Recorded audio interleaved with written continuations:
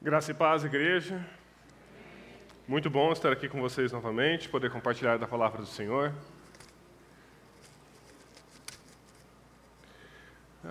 Antes da gente ir para o texto, deixa eu perguntar, quem aqui nos visita hoje pela primeira, segunda vez, poderia erguer sua mão?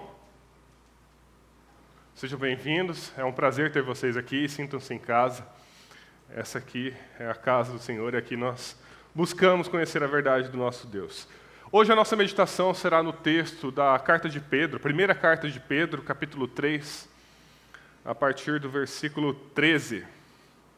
Então, 1 Pedro, capítulo 3, versículo 13. Nós leremos do versículo 13 até o versículo 17.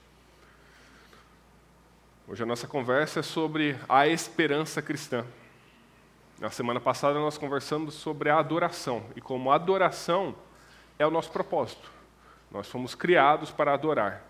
E a nossa adoração, quando colocada em Deus, é aquilo que nos faz pessoas verdadeiramente satisfeitas. Hoje nós vamos conversar sobre qual é a nossa esperança. O que é aquilo que os nossos corações se agarram e o que é aquilo que nós testemunhamos com as nossas vidas. Então, 1 Pedro, capítulo 3, versículo 13 a 17, o texto diz assim: Ora, quem há de maltratá-los, se vocês forem zelosos na prática do bem? Mas mesmo que venham a sofrer por causa da justiça, vocês são bem-aventurados. Não tenham medo das ameaças, nem fiquem angustiados.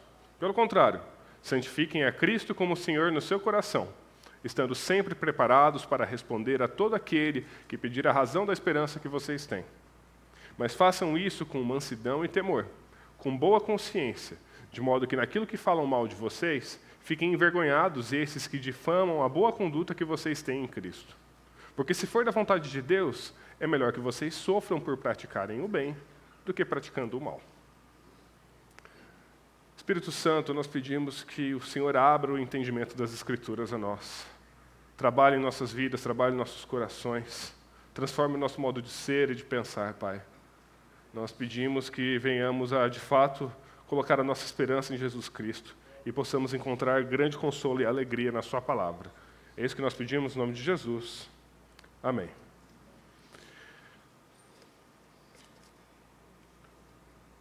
Bem, semana passada eu comecei a mensagem com uma pergunta leve para você, se você era feliz. E hoje eu vou começar com outra pergunta leve para você. Por que você é cristão?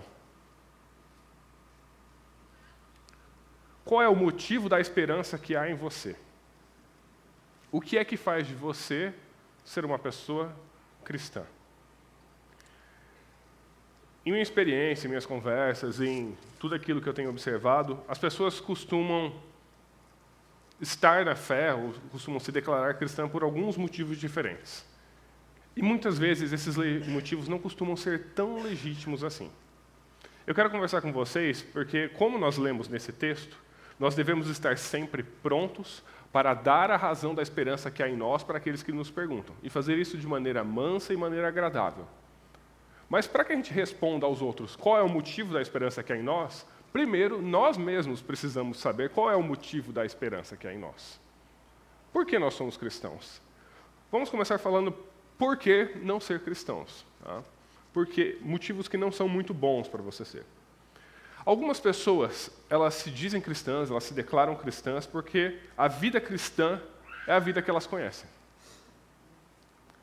Isso é muito comum, especialmente para pessoas que cresceram e se desenvolveram em ambientes cristãos. Ou seja, especialmente aqueles que viveram dentro da igreja. Ou seja, são pessoas que aprenderam a apreciar o estilo de vida cristão, o estar na igreja aos domingos, o participar das programações, o estilo de vida gospel, as músicas gospel, o estilo de se vestir.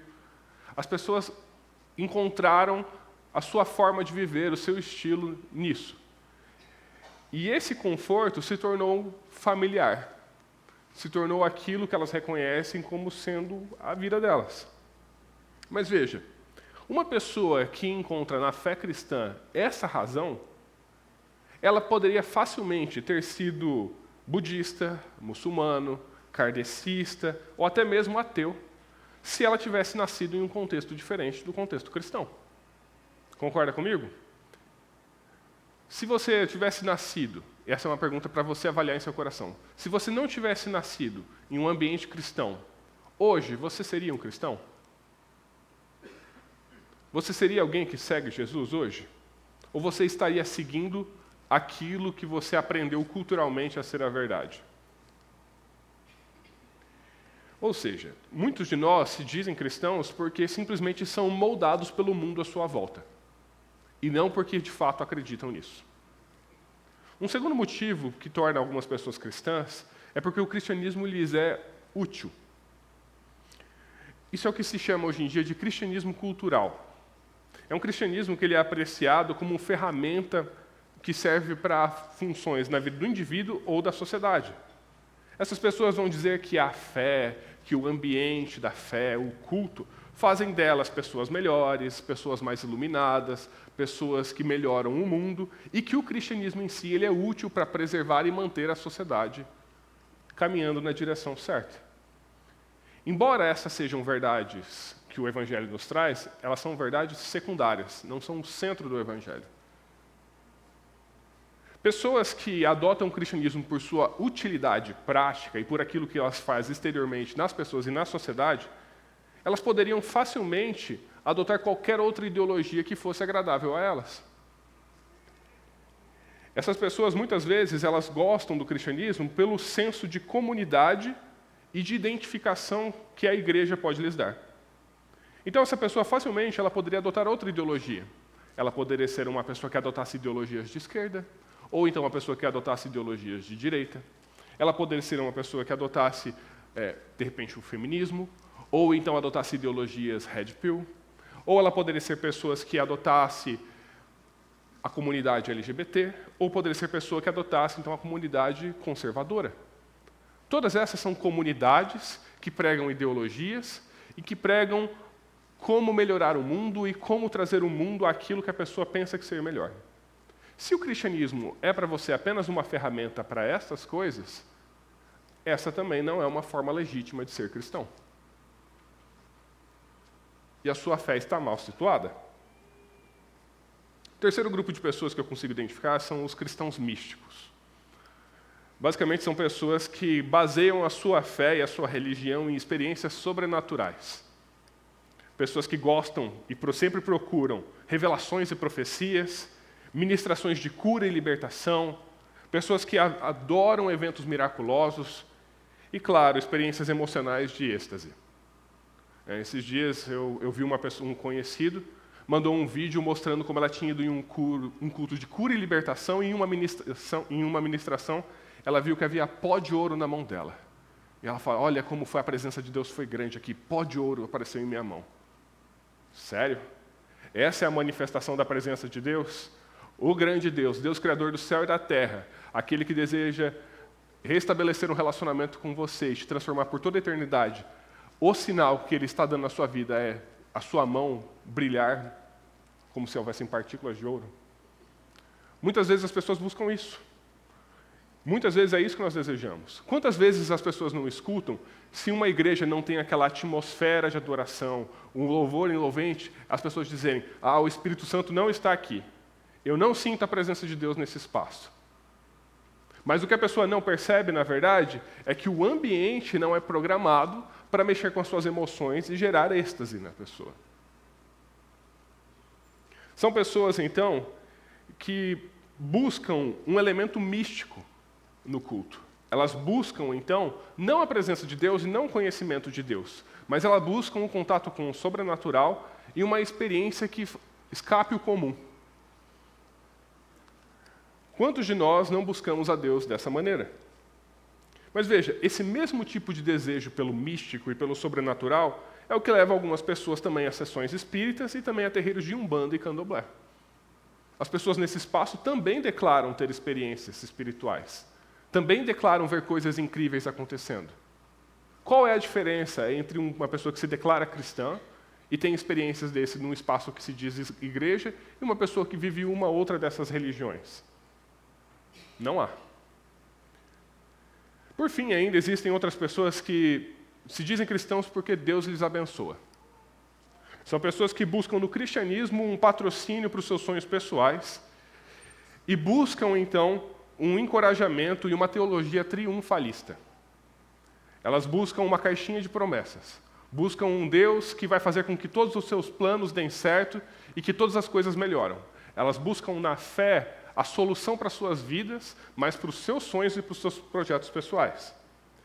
Essas pessoas muitas vezes entregam dízimos e ofertas na esperança de que Deus vai dobrar aquilo que elas têm entregado, e assim elas se tornem ainda mais ricas. E são pessoas que se tornam morais, não por amor a Deus e pela semelhança a Cristo, mas elas se tornam moralmente boas porque elas creem que assim elas serão abençoadas por Deus e não estarão debaixo de maldição. Todas essas razões são razões ilegítimas para seguir a Cristo. E se você identifica que você é um cristão por um destes motivos, no dia do Senhor Jesus Cristo, Ele lhe dirá, em verdade lhe digo, eu não te conheço. A nossa fé não pode ser baseada nessas coisas. Todas essas coisas são exatamente as mesmas coisas que as pessoas têm buscado em todo tipo de ideologia, todo tipo de movimento, todo tipo de religião, todo tipo de experiência que existe mundo afora. A nossa fé em Jesus Cristo, ela não é apenas mais uma entre tantas outras. Se for, a nossa fé é absolutamente inútil. Se for, você poderia buscar uma ideologia ou algum outro pensamento que fosse mais agradável para você. Você estaria perdendo tempo aqui. Olha o que Pedro continua dizendo. Nesse texto que nós lemos, ele diz que, se vocês praticarem o bem, quem há de maltratar vocês? Se vocês forem zelosos na prática do bem, quem há de maltratar vocês? E é verdade, as pessoas costumam pagar bem com o bem, mas nem sempre. Nem sempre as pessoas, quando recebem algo bom, ou veem alguma pessoa fazendo algo de correto, vão tratar essa pessoa de forma bondosa. Isso não é garantido. A prática do bem, por vezes, ela gera uma reação inversa em algumas pessoas. Alguns se ressentem do bem que contrasta com a sua maldade. Quando uma pessoa se recusa a mentir, quando alguém se recusa a receber um suborno, ou alguém se recusa a fazer as coisas de forma errada, aqueles que estão fazendo as coisas erradas, elas se incomodam, porque o seu pecado é evidenciado pelo bom procedimento daquela outra pessoa. Isso causa incômodo e isso muitas vezes gera raiva. Basta lembrar do caso de Caim e de Abel. A oferta de Caim não foi agradável a Deus, mas Abel ofereceu uma oferta que era agradável. Ele trouxe, então, daquilo que havia de melhor do rebanho e ofereceu a parte gorda dos rebanhos a Deus. Quando Caim vê isso, o seu rosto se transtorna. E o seu pecado toma conta do seu coração. E Deus o avisa que ele deveria dominar o seu pecado e não deveria fazer nada. Mas Caim, tomado pela raiva da boa ação que o seu irmão fez, vai e mata o seu irmão. Nós devemos também reconhecer que muitas vezes o nosso bom procedimento no mundo, em alguns momentos, vai gerar perseguição, vai gerar problemas e muitas vezes não vai ser bem reconhecido. Outras pessoas vão entender que o nosso bom procedimento simplesmente é prejudicial para elas. Basta se lembrar daquilo que aconteceu na cidade de Éfeso. Quando o apóstolo Paulo começou a pregar naquela cidade e muitas pessoas começaram a se converter, isso teve um impacto econômico naquela sociedade. Havia pessoas ali que viviam exclusivamente da produção de ídolos. Elas construíam esculturas feitas de madeira, de ouro e de prata, e todo o seu rendimento e todo o seu valor vinha disso. Paulo não pregou ódio a essas pessoas. A mensagem do Evangelho não era de luta contra elas, mas a mensagem do Evangelho transformou os consumidores dessas pessoas. Pessoas que agora não estariam mais entregues à idolatria, mas que adorariam o único e verdadeiro Deus, que é Deus em espírito, e não pode ser representado em imagens. O que aconteceu foi que isso causou um grande prejuízo naquelas pessoas, e uma revolta se levantou naquela cidade. E aqueles homens então tentaram pegar e prender e maltratar os responsáveis por isso. E Paulo escapou apenas por um pouco daquela situação. Então, muitas vezes, o seu viver transformado vai causar prejuízo a algumas pessoas. E isso também pode se tornar motivo de perseguição na fé. E o outro fato é que simplesmente algumas pessoas odeiam o nosso Senhor Jesus Cristo. Jesus, o verdadeiro Jesus, o Jesus que a Bíblia nos revela, e não o Jesus criado nas várias versões que existem em todos os tipos de religiões e ideologias, é um Jesus bastante ofensivo. É um Jesus que é Deus que se fez homem. É um Jesus que declara que todos nós somos pecadores e precisamos da graça de Deus para sermos salvos. É um Jesus que diz que todos aqueles que pecam são escravos do pecado. E se o Filho não os libertar, nunca serão verdadeiramente livres. Não importa se você é filho de Abraão ou não. É um Jesus que morre uma morte que é absolutamente vergonhosa para os romanos, uma morte de crucificação, uma morte de escravo. E é um Messias que não é um dominador militar poderoso, que os judeus esperavam, mas é um servo humilde, que vem e não mata para vencer, mas morre para vencer. Jesus Cristo, para todos aqueles que não contemplaram e não tiveram o seu coração constrangido pelo amor dele, Jesus Cristo é detestável para essas pessoas. E o simples fato de você se identificar como seguidor de Jesus, em alguns momentos vai causar problema a você. Talvez não tanto no nosso Brasil, né? A perseguição é muito tranquila no nosso país. E isso talvez seja algo que tem acontecido, tem trazido até certas questões para nós. Mas ainda assim haverá problemas. Paulo diz na segunda carta aos Timóteos que todos aqueles que querem viver piedosamente no Senhor serão perseguidos. Todos. Deixa eu te perguntar, seguir a Jesus já te causou problemas? Bem, por que nós falamos disso? Por que isso entra nessa questão? Porque Jesus, ele fala na parábola do semeador de uma semente que cai num solo rochoso. Vocês se lembram dessa semente? Vocês se lembram dessa parábola? Jesus conta essa parábola, então, em que o semeador sai a semear e ele joga os grãos pelo caminho.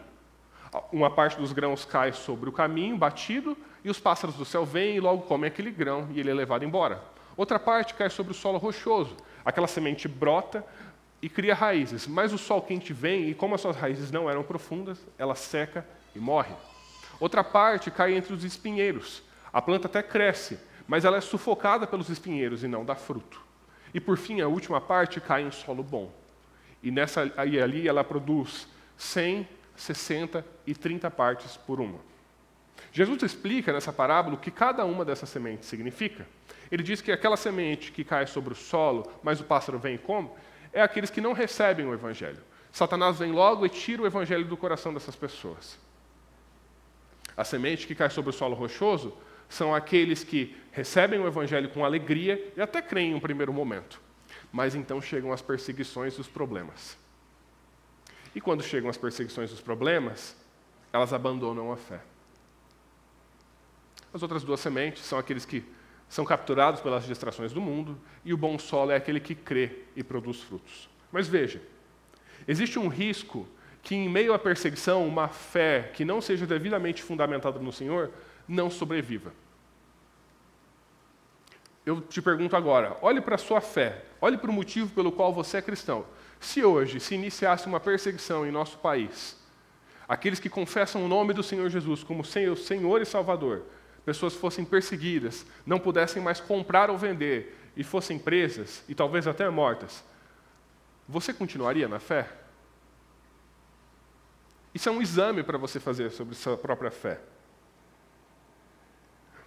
Pedro nos diz que somos abençoados se formos perseguidos por causa da nossa fé em Jesus. Por que ele diz isso? Ele diz justamente porque em meio ao sofrimento injusto, que temos a maior oportunidade de testemunhar Jesus Cristo. Um descrente pode se admirar da sua fé, da sua firme esperança, em meio às dificuldades e provações. E ele pode te perguntar mais sobre isso. Você pode ser o único evangelho que aquela pessoa vai ler na vida dela. Veja bem, a maior parte de nós passa por problemas. Todos nós enfrentamos situações difíceis. Só que a maior parte de nós enfrenta essas dificuldades sofrendo de uma forma desesperançosa. Nós vivemos uma vida arrastada pelas circunstâncias da vida. E se as coisas estão bem, nós estamos felizes, mas se as coisas vão mal, nós estamos tristes. Isso não é absolutamente diferente de nenhuma outra pessoa no mundo. Se a nossa fé em Jesus Cristo ela é baseada em um daqueles outros conceitos que eu trouxe antes para vocês, é isso que vai acontecer. Mas se a nossa fé é devidamente depositada em Jesus, isso significa que tudo posso naquele que me fortalece. Não é isso que Paulo diz? Ele disse: eu aprendi a estar contente em toda e qualquer circunstância, tendo muito ou tendo pouco, passando perseguição ou sendo bem acolhido, estando com frio ou estando bem vestido, tendo o que comer ou passando fome. Paulo, em todos os momentos, ele encontrava a sua satisfação em Jesus Cristo. E aqueles que poderiam observar na vida de Paulo, ele passando por uma dificuldade, mas ainda assim estar cheio de esperança, cheio de alegria, veriam que há nessa pessoa algo de absolutamente diferente, que nada nesse mundo é capaz de oferecer. É por isso que sermos perseguidos pode ser uma bênção. É uma oportunidade que nós temos de dar ainda mais glória ao nosso Senhor e testemunhar do seu Evangelho. E agora nós precisamos perguntar: se todas aquelas coisas, se você se dizer cristão porque você é cristão por costume, se você dizer que você é cristão por causa do cristianismo cultural, se você dizer que é cristão por causa do cristianismo místico, ou se você dizer que é cristão por causa de uma teologia da prosperidade, se todos esses são motivos falsos para ser cristão, qual é o motivo verdadeiro para ser cristão? Qual é a razão da esperança que há em nós? A fé, ela precisa ter coração e cabeça. Ela precisa envolver as emoções e os pensamentos. Ou seja, uma fé legítima, um cristianismo legítimo, ele vai ser arraigado na verdade, mas ele também vai ser cheio de afeições fortes por Deus. Deixa eu te mostrar essas duas coisas. Primeiro, uma fé que é arraigada na verdade. Hoje pela manhã, nós terminamos de estudar o Evangelho de Mateus, e nós terminamos estudando a ressurreição de Jesus Cristo. Vocês sabiam que a crucificação de Jesus é um dos eventos da história antiga mais bem documentados? Não são apenas os 4 evangelhos que dizem que Jesus foi uma pessoa real, que viveu na Judéia e que foi crucificado. Nós temos mais de 10 citações de pessoas que não foram cristãs e que inclusive nem gostavam dos cristãos, dizendo como houve um homem, um rabino judeu chamado Jesus, que durante o governo de Pôncio Pilatos foi condenado e sofreu a penalidade da crucificação. E como os seus seguidores, posteriormente, declaravam que ele havia ressuscitado ao 3º dia, e esses boatos se espalhavam por todo o Império Romano. Uma dessas pessoas é um historiador dos judeus para os romanos chamado Flávio Joséfo. Existem outros historiadores que dizem sobre isso. Mas nós temos, todo historiador, hoje sério, ele confirma que Jesus Cristo de fato foi uma figura histórica e que ele foi crucificado. Nós também temos certeza que esses apóstolos, que em um primeiro momento foram pessoas covardes, que quando Jesus foi preso, cada um fugiram para o seu canto, que negaram Jesus 3 vezes antes do galo cantar, essas mesmas pessoas, elas viram alguma coisa que as fez ser fiéis a Jesus e pregar o seu evangelho em meio à privação, em meio à perseguição e até mesmo diante do martírio. O que foi que essas pessoas viram? O que foi que elas presenciaram? Qual foi a experiência que elas tiveram para que elas fossem transformadas de pessoas absolutamente covardes e algumas vezes inimigas de Jesus em pessoas dispostas a morrer por isso? Ninguém está disposto a morrer por uma mentira que inventou. Nós temos uma boa confiança de que o nosso Senhor Jesus ressuscitou. Esse é um dos milagres mais bem documentados da história. Mas não só isso. Nós também acreditamos que a palavra de Deus é um documento digno de confiança. Qual é a diferença da Bíblia para os escritos de Allan Kardec? Ou então para os escritos do Alcorão?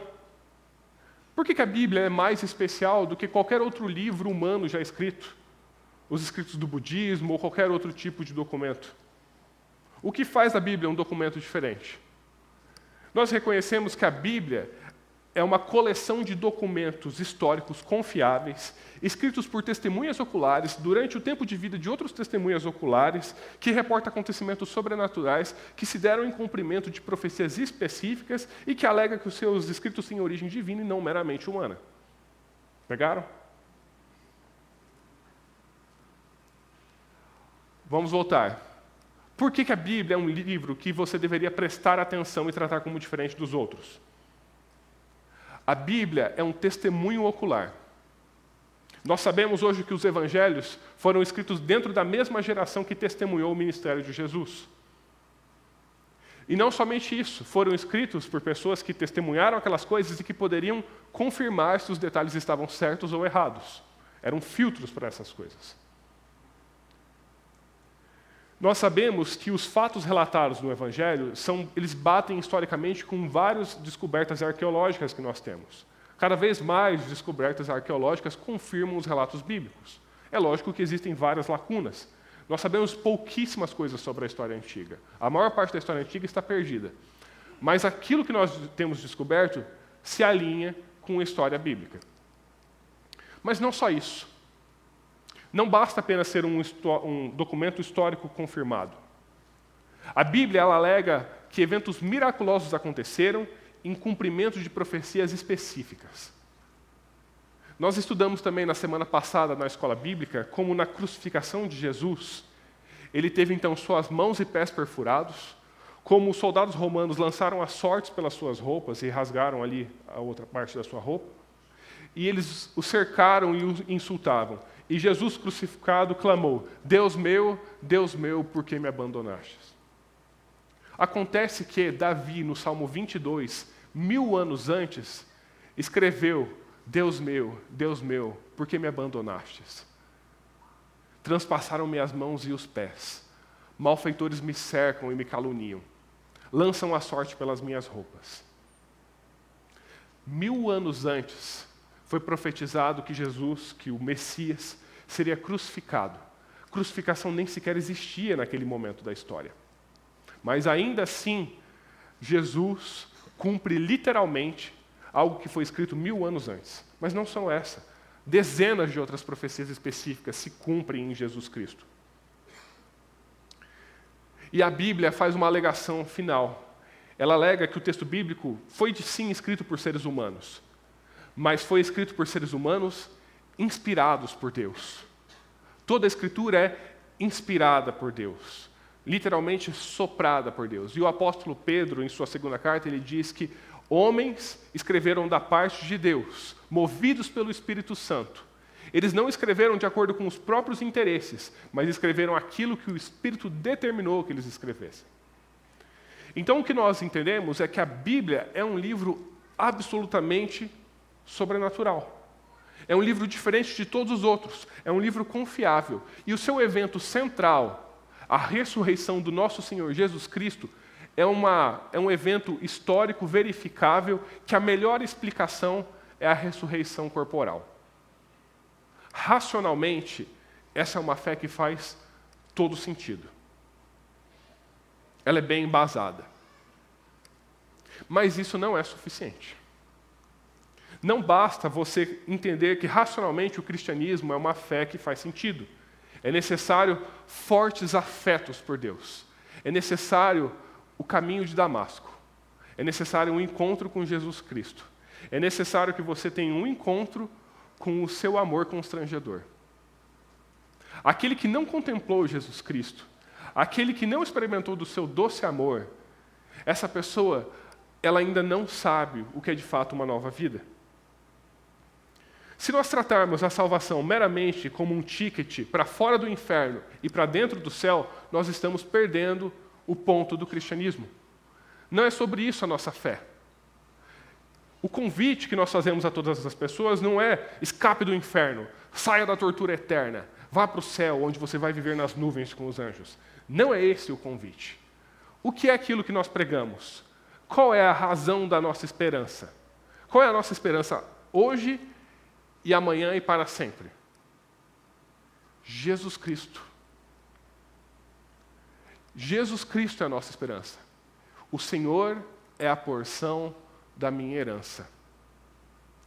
O que a palavra de Deus nos diz é que você não está sendo meramente resgatado da ira de Deus justa contra a sua rebeldia. Não é apenas isso. Você não está sendo apenas levado para uma vida que continuará para sempre.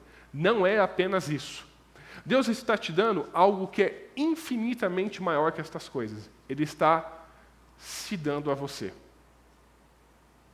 O Senhor Deus Criador dos céus e da terra, que sustenta todas as coisas por meio da sua palavra poderosa, Ele mesmo veio até você para te conhecer. Nós não teríamos condições de chegar a Deus. Nós não poderíamos alcançar Ele, porque Ele habita em luz inacessível. Ele é absolutamente santo e nada que é impuro e pecaminoso pode permanecer na sua presença. Por isso Ele veio e tabernaculou entre nós. Ele fez a sua morada entre nós. Ele se fez homem para que nós pudéssemos sermos salvos. Jesus é o tipo de Salvador que a gente precisava. Ele precisava ser plenamente Deus, porque apenas Deus pode nos salvar. Mas ele também precisava ser plenamente humano, porque é a humanidade que está em débito pelo pecado. Jesus é a ponte perfeita. Ele é o único intercessor entre Deus e homens. E quando você percebe isso, você percebe que a salvação, ela é mais do que apenas aquele momento que você levanta a mão e você diz, eu quero Jesus. Quando você crê em Jesus, a primeira coisa que te acontece é, você é imputado à justiça de Jesus na sua vida. Todos os pecados, passados e do futuro, eles são perdoados. Deus não olha mais para os seus pecados, porque eles foram castigados em Jesus Cristo. E você é absolutamente inocente diante de Deus. Você foi salvo, você foi justificado. Mas a palavra de Deus nos diz, desenvolvam sua salvação com temor e fervor. Como assim desenvolver a salvação? A salvação não é apenas uma coisa do passado? Não. A salvação é algo do presente também. Isso é o que a palavra de Deus vai chamar de santificação. É essa caminhada que você tem em conhecer a Deus e em prosseguir a conhecer Ele. Quanto mais você conhece a Jesus, quanto mais você obedece a sua palavra e mais você é transformado, mais você experimenta o que é verdadeiramente se tornar a imagem de Cristo. Mais você vai alcançando o propósito pelo qual você realmente foi criado. E nesse processo, nessa caminhada em que você é transformado, você encontra o grande prazer da sua vida, que é Jesus Cristo. E existe sim um aspecto da salvação que ainda é futuro. A gente chama isso de glorificação. E essa esperança também está baseada em Jesus. Porque assim como Jesus ressuscitou glorificado, nós temos a esperança que todos nós que colocamos a fé em Jesus, um dia o nosso corpo, que é afetado por doenças, que é afetado por dores, e que a morte ainda domina sobre ele, um dia vai ser revestido de glória. E nós vamos viver uma vida incorruptível diante de Deus. Essa é uma esperança futura para nós. Essa é a nossa esperança. Então, se hoje alguém chegar e te perguntar, qual é o motivo da esperança que é em você? Por que você é cristão? Qual deve ser a sua resposta? Por causa de Jesus. Porque Jesus Cristo, Ele me amou tanto, que Ele veio até mim, em meu lugar de pecado, e me resgatou. Qual é o motivo da sua esperança? É Jesus Cristo. Porque eu não era digno de absolutamente nada. Mas Ele me purificou e agora eu vivo eternamente na presença de Deus. Qual é o motivo da sua esperança? É Jesus Cristo. Porque nele está a exata imagem de Deus e a expressão da sua glória. E eu posso conhecer o Pai através de Jesus Cristo. Qual é o motivo da sua esperança? É Jesus Cristo. Porque a morte não pôde deter ele na sepultura. E agora eu sei que a morte também não tem poder sobre mim, porque a minha fé está em Jesus e eu sei que eu levantarei naquele dia. Qual é o motivo da sua esperança? Jesus Cristo faz todas as coisas novas. E Ele me ama profundamente. Jesus Cristo é o motivo da minha esperança. Eu prego isso para que a sua fé não seja baseada em uma falsa esperança. Se a sua fé estiver colocada em Jesus Cristo, e se Ele for o firme fundamento, você vai ser como o construtor que construiu a sua casa sobre a rocha. A tempestade veio, as ondas bateram contra aquela casa e o vento forte soprou, mas aquela casa permaneceu.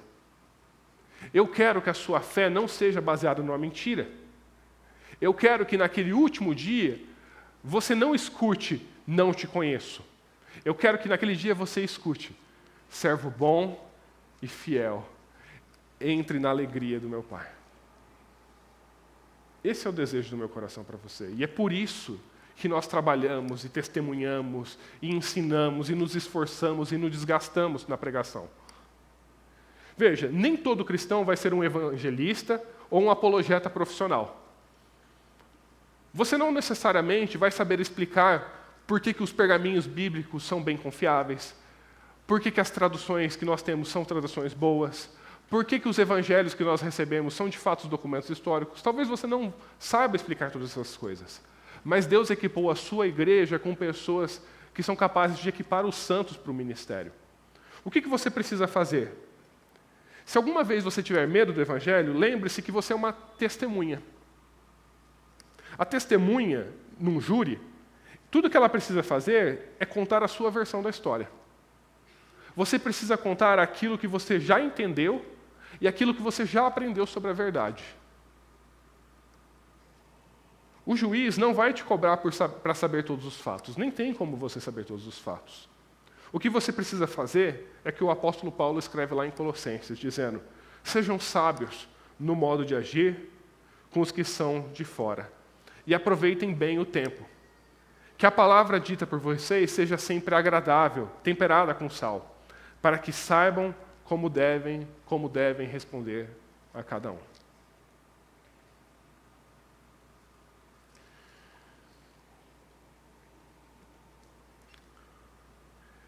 Pode ser, irmãos, que dificuldades nos alcancem. E pode ser que, por viver a nossa fé, o nosso Senhor nos submeterá a situações difíceis. Eu quero que você, baseado na palavra de Deus, possa se alegrar nisso. Veja cada circunstância difícil da sua vida como uma oportunidade de testemunhar esse amor de Cristo às outras pessoas. Lembre-se que em meio à dor, em meio à perseguição e em meio às lutas, as pessoas estão olhando para você. Elas estão procurando algo que seja diferente de tudo aquilo que elas buscaram no mundo e que não trouxe satisfação para elas. Demonstre você que você tudo pode naquele que te fortalece. E assim nós seremos testemunhas fiéis do nosso Senhor. Amém? Pai, nós somos gratos pela esperança que nos foi entregue. Senhor Jesus, a presença do Pai nos é disponível através da sua obra. Nós fomos perdoados de nossos pecados e através da sua ação em nossas vidas nós somos transformados em novas criaturas. Pai, nos ajude a ter fé que não é baseada em circunstâncias, que não é baseada em nossos falsos desejos, que não é misturada com ideologias deste mundo, mas nós pedimos, Deus, que a nossa fé seja única e exclusivamente baseada no Senhor Jesus Cristo. Que Ele seja o fundamento, que Ele seja o alvo, que Ele seja a nossa alegria, que Ele seja o motivo pelo qual nós sorrimos todas as manhãs, e que Ele seja o motivo pelo qual nós nos desgastamos e nós nos esforçamos na pregação do Evangelho. Pai, eu peço que o Senhor, pelo Espírito Santo, fale ao coração de cada um,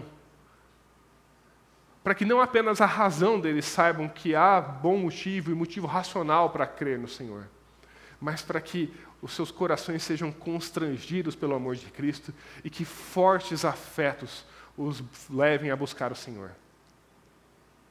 Crie o desejo pelo Senhor e pelo conhecimento do Senhor, Pai. Faz aquilo que somente o Senhor pode fazer. Esse é o nosso pedido, em nome de Jesus. Amém.